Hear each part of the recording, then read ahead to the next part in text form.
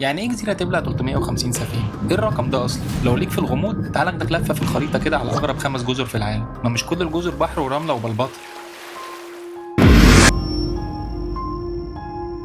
جزيرة الدمية أو العرايس اللعبة دي في المكسيك، تخيل إنك بتتمشى فيها وكل ما تبص على شجرة أو بيت أو أي حاجة تلاقي عرايس أطفال قديمة جدا بصالة، شكلها مرعب زي ما أنت شايف كده. العرايس دي على واحد اسمه جوليان سانتانا، قال إيه عشان يريح روح طفلة غرقت زمان جنب الجزيرة، ومن وقتها كل الناس بتقول إن العرايس دي بتتحرك بالليل وبتهمس بأصوات مرعبة.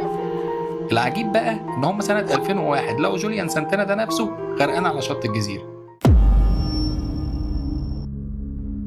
دي بقى جزيرة الموت في إيطاليا، سموها كده لأن في القرن ال 18 وال 19 اتحولت لمقبرة جماعية للآلاف من مرضى الطاعون اللي كانوا بيعزلوهم هناك. مش بس كده، لا، دي اتحولت بعدها لمستشفى للمجانين اللي كانوا بيموتوا برضه بسبب التجارب اللي كانت بتتعمل عليهم. طبعا الجزيرة كلها مهجورة ومحظور زيارتها، مش عارف لو مش محظورة الصراحة مين اللي كان هيروح.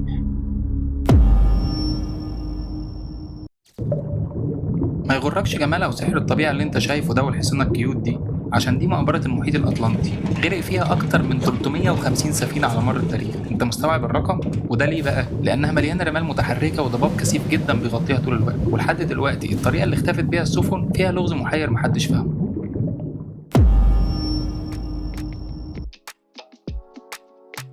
اكيد شفت الصوره دي على الديسك توب قبل كده، دي بقى تماثيل الموايا العملاقه المشهوره بيها جزيره ايستر، اوزانها لوحدها بتوصل لعشرات الاطنان وعددها 887 تمثال. الغموض في الجزيره دي ان محدش عارف لحد دلوقتي مين اللي نحت التماثيل دي وازاي قدروا ينقلوها من مكانها الاصلي لحد الشط، لان العلماء اكدوا ان مش ده المكان اللي اتنحتت فيه، وده بيخليها واحده من اكبر الالغاز في التاريخ اللي محدش عارف يحلها.